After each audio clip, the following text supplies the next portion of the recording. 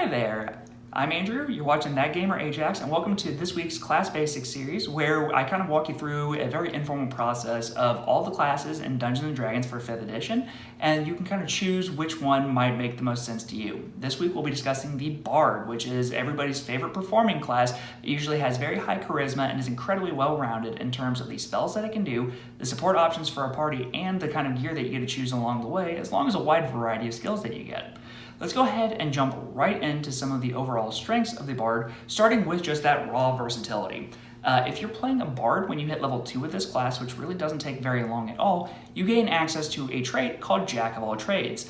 What this allows you to do is add half of your proficiency bonus, which isn't much starting out, but kind of scales up later in the game, to all of the skills that you don't specialize in already. This makes it so that way some of the weaker traits that you have aren't quite as weak, and some of the strong traits that you have are already stronger than they normally would be. Out of the magical classes, a Bard is one of the most versatile in terms of the spells that it gets. You also get a lot of spells, and if you play this class all the way up to the level cap of level 20, you'll have access to 22 different spells, some of which aren't even in your own skill tree. You can kind of pick and borrow some from, say, the Wizard or the Sorcerer if you would like, and then you can add those to the overall list that you have. The bread and butter of a Bard's kit is its inspiration trait. Now, what this allows you to do is kind of inspire your allies, and you can give them an additional die that they can roll and use at any time if they feel that they might be struggling on something. So for example, if your rogue is trying to be extra sneaky but they don't roll particularly well, if they have inspiration, they get to add that number to the roll to make it so they might be able to pass that check.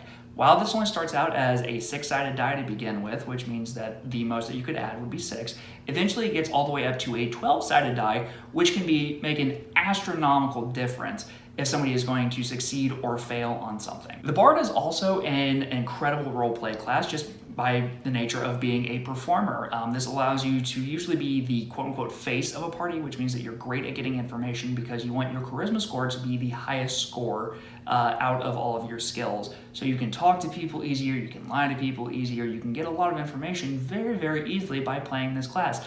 Not to mention, you can just have a lot of really fun encounters. If you're in a tavern, if you want to perform, you can stay there for free. You never know what's going to happen depending on your dungeon master. Personally, as a dungeon master, I always love having a Bard in my group just because I know for a fact that it's something that I'm going to be able to go back and forth with and just have a lot of really fun interactions. Now let's get into some of the general weaknesses of the Bard class, and really the biggest downfall to it is its overall versatility. Because of this, it's kind of a jack of all trades, as we mentioned earlier, but really master of none.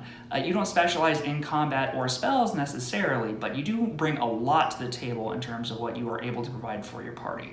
You're not really going to be up in the thick of things in a fight. You're going to want to usually try to sit back a little bit farther unless you're playing a very special kind of Bard.